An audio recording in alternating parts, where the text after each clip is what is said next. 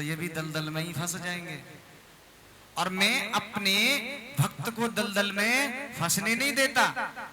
इसलिए विष्णु भगवान सोचने लगे कि मुझे नारद जी की हित के लिए सोचना चाहिए, मुझे नारद जी का हित करना है।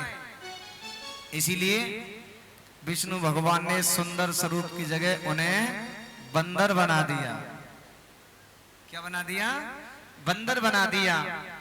नारद जी उस बंदर स्वरूप को ही सुंदर स्वरूप समझ करके फूल के लड्डू हो गए।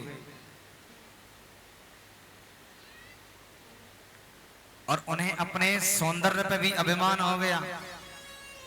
अभिमान हो गया, जहां स्वयंवर हो रहा था उसी स्वयंवर में जाकर के सबसे पहली सीट को हत्या लिया।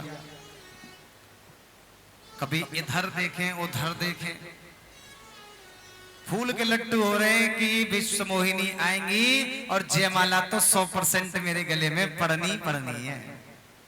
लेकिन विष्णु भगवान ने तो बंदर बना दिया, बंदर का चेहरा दे दिया। अब मेरे भोलेनाथ ने सोचा कि मैं अपने दोस्त बिगड़नी के साथ में भेज दूं, पता चले कि बात कुछ और ज्यादा ना बढ़ जाए। इसलिए मेरे भोलेनाथ ने दो गण साथ में ही भेज दिए कि जाओ पीछे से तुम भी चले जाना और उन्हें समझाने का प्रयास करना, समझ जाएं तो समझाना।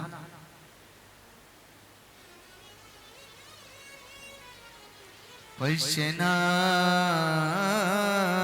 रूपम हि विष्णोरिव महोत्तमम्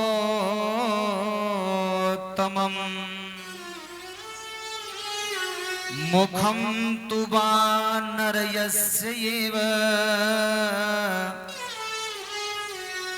विकटं च भयंकरम्।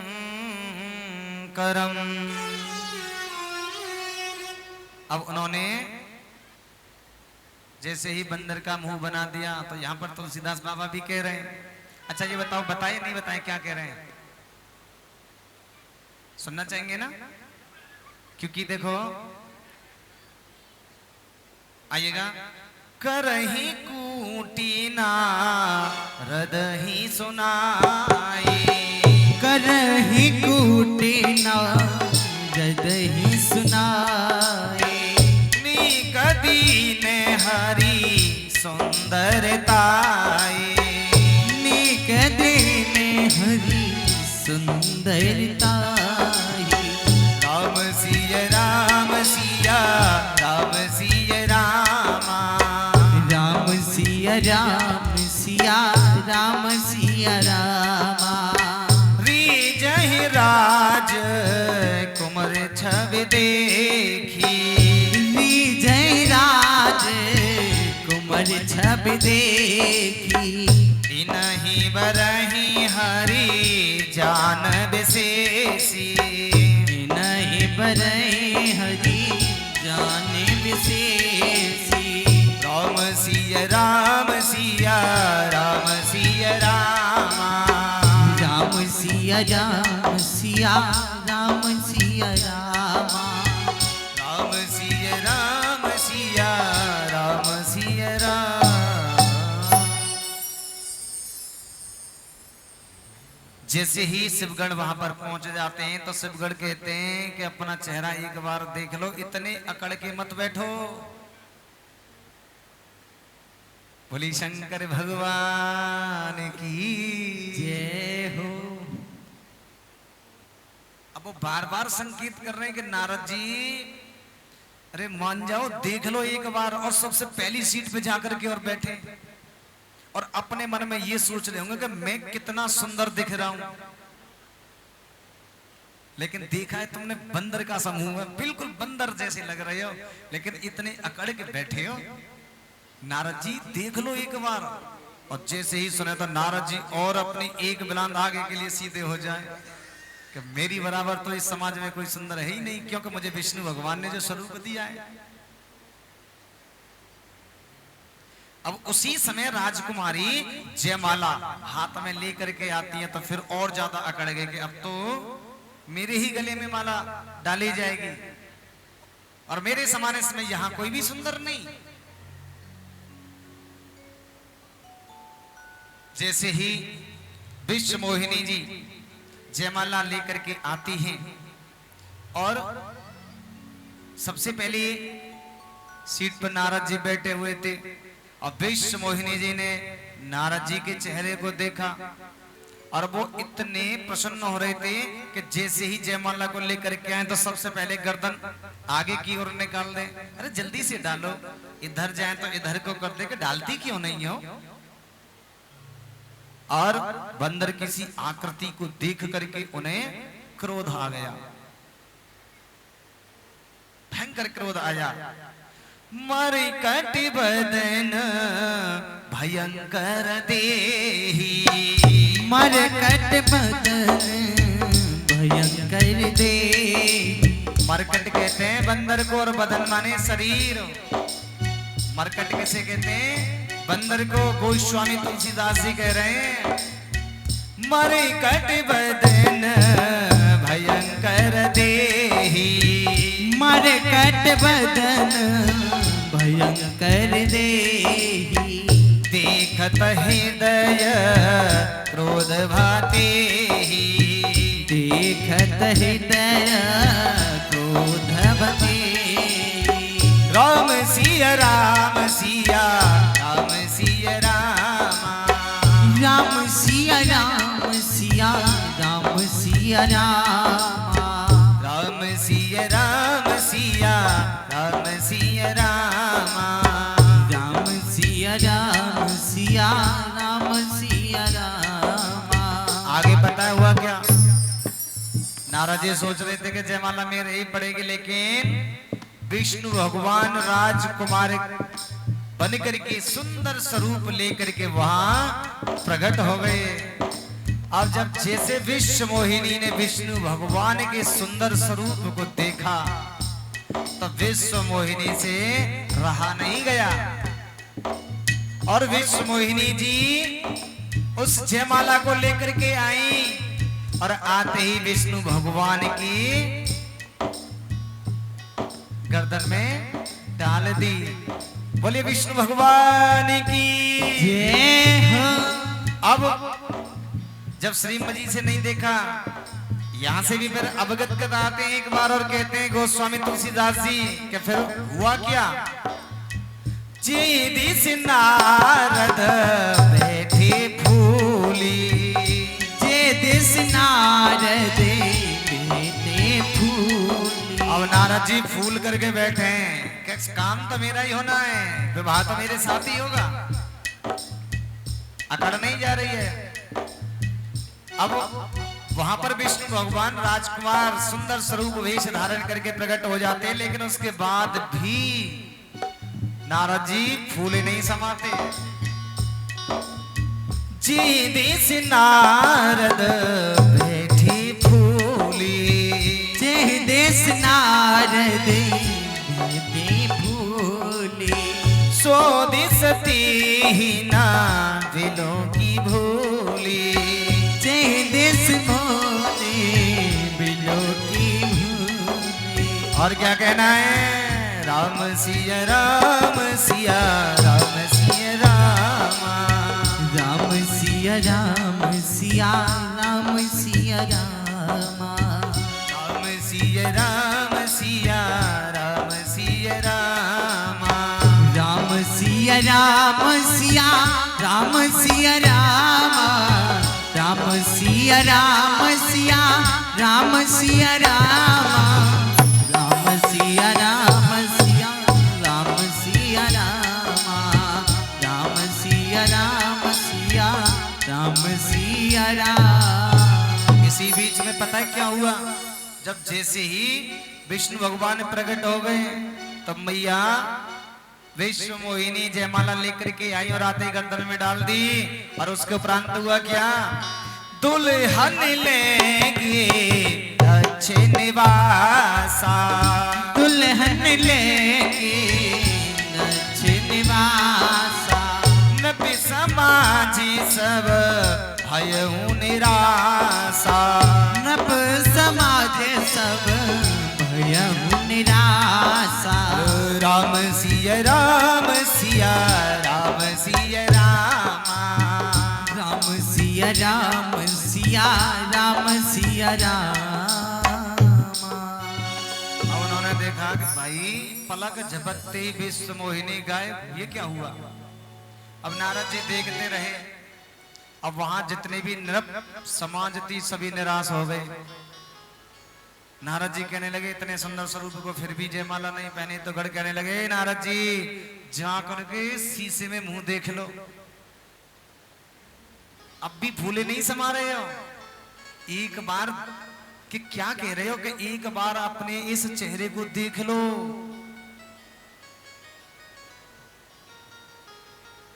लेकिन पहले दर्पण तो था नहीं, पहले शीशा नहीं था।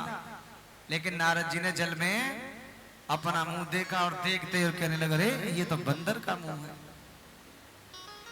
अब तो जब नारद जी ने बंदर का मुंह देखा तो क्रोध आग बबूले हो गई कि मैं छोड़ूंगा नहीं।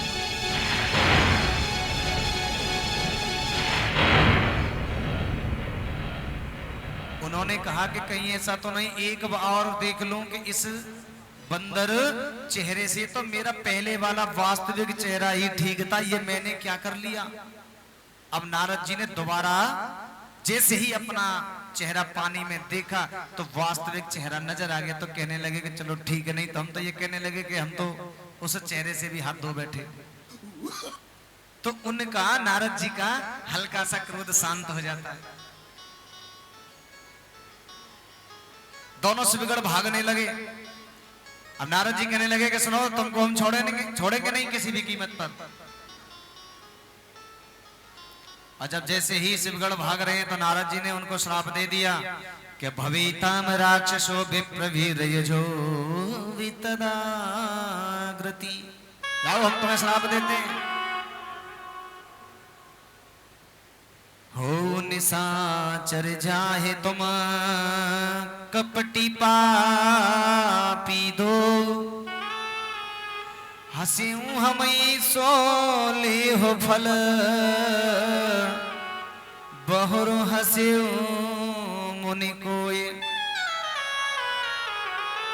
उनका क्रोध शांत नहीं हुआ। उन्होंने निश्चय किया कि आज या तो नारायण को श्राप दूंगा या खुद आत्महत्या कर लूंगा।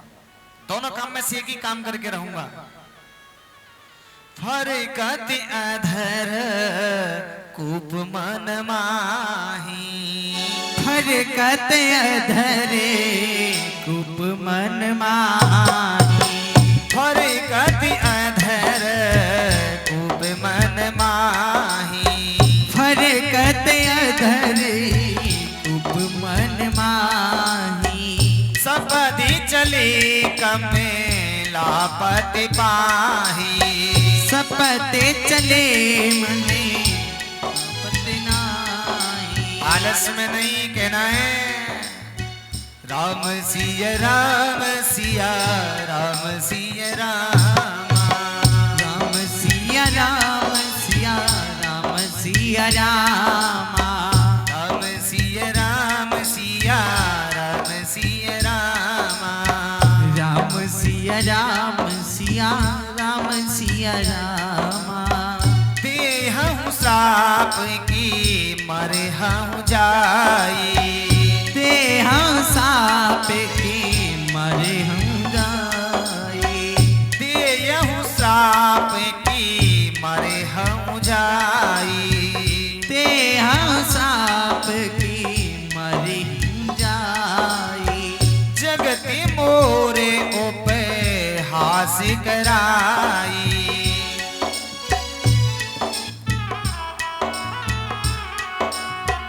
राम सिया राम सिया राम सिया रामा। राम सिया राम सिया राम सिया रामा। राम सिया राम सिया राम सिया राम। बोले शंकर भगवान की जय हो। बोले श्री शिव महापुराण की जय हो। आज के आनंद कीजिए, यानी अभी तो आनंद शेष है ना। देखो आनंद किसी की धन दौलत नहीं, क्योंकि आनंद ही स्वयं मेरे ठाकुर का नाम है। आनंद कहीं नहीं मिलता, आनंद मिलता है तो शिव कथा में, राम कथा में, कृष्ण कथा में ही आनंद की प्राप्ति हो सकती है, अन्यथा तुम्हें कहीं भी नहीं मिलेगा। लेकिन हमारे वेद, उपनिषद, शास्त्र बार बार तुम्हें समझा रहे हैं, अरे मूर्खो सुधर जाओ, सुधर जाओ। आनंद जहां मिलता है वहां तुम जाते नहीं, और जहां आनंद नाम की चीज नहीं है वहां तुम आनंद खोजते हो। पता सभी को, लेकिन मानते नहीं। आनंद कोई व्यक्ति नारी देह में आनंद की प्राप्ति करता है, कोई धन में, कोई दौलत में, कोई शोहरत में, लेकिन सच पूछो तो वहां आनंद की प्राप्ति नहीं है। कोई कहेगा कि आज मेरा ऐसा मन कर रहा है कि अगर सुंदर सी रसमलाई मिल जाए, मीठा खाने का मन कर रहा है, तो मानो आनंद आ गया। वो आनंद नहीं, वो जिब्या का स्वाद है, स्वाद जैसे आप आनंद मानते हो। लेकिन ये कलयुगी मनुष्य पता है क्या बन गया है, जानना चाहोगे? कलयुगी मनुष्य बिल्कुल जानवर बन गया। बताऊंगा कैसे। जो कार्य जानवर करते हैं उन्हीं कार्य को हम करते हैं। कैसे? आपने हिरण को देखा है? हिरण जंगल में इधर उधर घूमता है, किस लिए? किसकी खुशबू के चक्कर में घूमता है, सच बताओ जी? कस्तूरी के लिए घूमता है ना। जबकि सच बताओ कस्तूरी कहाँ है, कहां पर है? हिरण के पास या किसी पेड़ के नीचे गड़ रही है, कहां पर है? लेकिन वो ये नहीं जान पा रहा है कि ये जो जिस खुशबू से मैं परेशान हो रहा हूं, ये कहीं और नहीं, ये स्वयं मेरे शरीर में ही है। और उस सुगंध के चक्कर में इतना पागल हो जाता है कि दिन रात जंगल में भ्रमण कर रहा है। ठीक उसी प्रकार ये कलयुगी मनुष्य हो गया है। वो भी नहीं पहचान पा रहा कि आनंद असलियत में है कहां। कहीं तो टिक्की समोसे की दुकान पर जाएगा, कहेगा वाह आनंद आ गया। वो आनंद नहीं, वो जिब्या का स्वाद है। और ये जिब्या तुम अपने जीवन पर्यंत हार थक करके बैठ जाओगे, और हार थक करके नहीं, जीवन पर्यंत खो बैठोगे, लेकिन फिर भी अपनी जिब्या को तृप्त नहीं कर सकती। जैसे आप अग्नि में घी कितना भी डाल दो, कितना भी डाल दो, लेकिन वो तृप्त नहीं हो सकती, वो उतनी ही प्रज्वलित होगी। ऐसे ही भक्तों, ये जो आनंद अब आप काम वासना में ढूंढते हो, इस काम वासना को आप जितना बढ़ाओगे ये उतनी ही बढ़ेगी। इसीलिए आनंद किसी की धन दौलत नहीं, क्योंकि आनंद तो मेरे माधव का नाम है, आनंद मेरे भोलेनाथ का नाम है। बोलिए आनंद कंद भगवान की। इसीलिए अब तुम्हें पता चल गया ना कि आनंद की परिभाषा क्या है। और एक बात और जानकारी दे दूं, डिक्शनरी में नोट कर लेना। इस संसार में जितनी भी वस्तु हैं, जितने भी शब्द हैं, जितने भी शब्द हैं, सभी का तुम्हें विपरीत शब्द मिलेगा भक्तों। जैसे दिन का रात, और रात का दिन, और अच्छा का बुरा मिलेगा, जरूर मिलेगा। किसी भी डिक्शनरी में देख लेना, मिल जाएगा। लेकिन मेरे आनंद का तुम्हें कहीं भी विपरीत शब्द नहीं मिलेगा, क्योंकि आनंद मेरे भोलेनाथ का नाम है, आनंद मेरे गोविंद का नाम है, और परमात्मा कभी उल्टा हो ही नहीं सकता। इसलिए आनंद का विलोम शब्द नहीं है। बोले आनंद कंद सच्चिदानंद भगवान की जय हो। बोले शंकर भगवान की जय हो। अब भगवान नारायण बीच रास्ते में ही प्रकट हो गए और कहने लगे, नारद जी सुनो सुनो, कहां जा रहे हो? अरे कहां जा रहे हो? नारद जी ने कहा, नारद जी आप इतनी व्याकुलता में जा रहे, लेकिन ये तो बताओ जा कहां रहे हो? हे हरि तुम हा दुष्ट कपटी विश्वमोहन, परोत्साहन न सहसी मायावी मलिनाशयः मोहिनी रूप मादाय कपटम कृतवान्य पुरा असुरेभ्यो ये पायत्यस्तं वारुणी मृतं नहीं परम स्वतंत्र न सिर पर कोई भावन मन ही करो तुम सोई मथत सिंदरो द्रहि बोराय हो सुरहि प्रेय बिस पान कराय हो। जब विष्णु भगवान ने पूछा कि कहां से आ रहे हो, जबकि विष्णु भगवान को पता है कि इनको मैंने बंदर का समूह दे दिया था, यहाँ पे इनका काम खराब हो गया क्योंकि विश्व मोहिनी के चक्कर में पड़े हुए थे, उन पर मोहित हो गए और मैं इन्हें पूछ रहा था कहां से आ रहे हैं। तो जब नारद जी ने ये देखा, अरे आप ही मुझसे पूछ रहे हैं कहां से आ रहे हैं, तुम्हें नहीं पता मैं कहां से आ रहा हूं। इस बात को जब जैसे विष्णु भगवान ने पूछा कि नारद जी बताओ तो सही, छोड़ो कहां से आ रहे हो, जब नारद जी ने देखा तो उनका क्रोध और बढ़ गया, तो भगवान को ही श्राप दे दिया। उन्होंने कहा कि सुनो, आपने जो चेहरा जो मुझे दिया था ना बंदर का सा, अगली बार ये बंदर ही तुम्हारे काम आएंगे। जाओ मैं तुम्हें श्राप देता हूं, तुम्हें बंदर की आवश्यकता पड़ी, और बताओ बंदर की आवश्यकता पड़ी या नहीं पड़ी। जब माता जानकी को रावण हरण कर ले गया था तो खोज करने के लिए कौन गए थे, सच बताओ बंदर।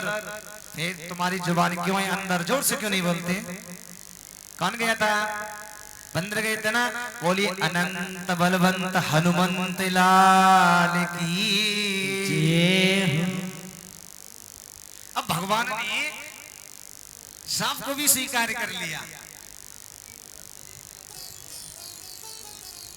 और जब जैसे ही उन्होंने कहा कि भाई अब मुझे हकीकत में दिखाना चाहिए, लेकिन ये जो मैंने स्वयंवर विश्व मोहिनी जयमाला ये सब मैंने क्या किया था, ये मैंने अपनी योग माया को आदेश दे दिया था कि जाओ अपना असर दिखाओ और इनके अभिमान को दूर करो, क्योंकि अभिमान रूपी वृक्ष को मैं जड़ से उखाड़ देता हूं और मैं उसे अपने भक्त के जीवन में कभी भी अहंकार रूपी वृक्ष को पनपने नहीं देता।